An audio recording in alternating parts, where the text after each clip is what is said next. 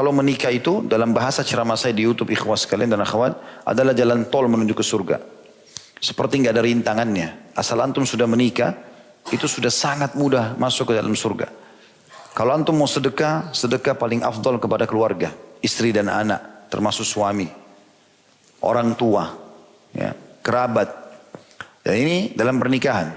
Kalau antum mau berbuat baik dengan orang, misal contoh kita mau aplikasikan hadis Nabi SAW, aku memenuhi hajat satu saudaraku muslim, lebih aku cintai daripada i'tikaf di masjidku ini, di Masjid Nabawi, sebulan. Tahu i'tikaf teman-teman? Kita mengikat diri 5 waktu sholat di masjid.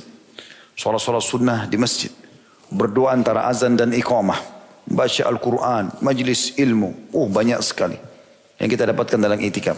Semua rangkaian i'tikaf itu, kalau di Masjid Nabawi, apalagi sholatnya dilipat gandakan 1000 kali lipat, itu bisa didapatkan dengan memenuhi hajat satu muslim. Misal teman antum bilang, akhi, ukhti tolong antar saya ke toko itu. Baiklah, kita langsung antar dia. Atau kita tunjukin alamat. Atau kita jenguk pada saat dia sakit. Atau apalah, dia titip beli sesuatu. Maka itu lebih baik ya, daripada i'tikaf di Masjid Nabawi sebulan. Itu hadis ini teman-teman banyak orang fahami selalu dia kejar di luar rumahnya. Padahal dalam rumah istri ada, suami ada, anak ada. Berapa kali kita sebagai suami harus penuhi minumannya, makanannya, pakaiannya, tempat tinggalnya, transportasinya, istri dan anak kita. Setiap hari kita lakukan. Setiap hari kita dapat pahala i'tikaf di Masjid Nabawi. Orang nggak pikir itu. Hajat seorang istri, penuhi hajat suaminya. Masakkan makanan, belanja di pasar, rapikan bajunya, hilangkan letihnya, layani biologisnya. Ini semua lebih afdal daripada i'tikaf sebulan di Masjid Nabawi. Ini luar biasa. Dalam rumah ada. Semua ada dalam rumah. Mau sedekah ada, mau berbuat baik sama orang ada, semuanya ada. Ini jalan tol. Bahkan seorang sahabat mengatakan, ya Rasulullah, saya punya dirham. Saya mau sedekah. Siapa yang anda sarankan? Kata Nabi SAW, dirimu dulu. Lalu dia mengatakan, ya Rasulullah, saya masih punya. Kata Nabi SAW, istri dan anakmu. Keluarga. Lalu, saya masih punya ya Rasulullah, pembantumu. Saya masih punya ya Rasulullah, kau lebih tahu setelah itu. Nabi SAW menjadikan sedekah itu afdal. Bahkan kata Nabi SAW, dinar yang kau infakkan untuk fakir miskin. Dinar yang kau infakkan untuk jihad. Dinar yang kau infakkan untuk pembebasan budak. Dan dinar yang kau berikan kepada keluargamu, istri anakmu jauh lebih besar pahalanya. Mengalahkan pahala infak, jihad di jalan Allah SWT. Jadi di rumah tangga itu ada semuanya. Tinggal bagaimana kita baik-baik mengemasnya itu. Bagian yang sudah berumah tangga, hati-hati dengan hadis Nabi SAW. Perhatikan baik-baik, Nabi ingatkan dalam hadis sahih. Iblis punya singgasana di lautan. Dan dia ingin menyaingi Allah, tapi dia tidak akan mungkin menyaingi Allah. Karena singgasana Allah dikatakan dalam sebuah ayat, wa kana arshuhu alal ma. Singgasananya Allah di atas air. Gitu kan? Tapi dia tidak akan pernah saingi Allah. Setiap hari anak cucunya melaporkan, saya baru membuat orang mabuk, membuat orang membunuh, membuat orang mencuri. Sama iblis dianggap biasa.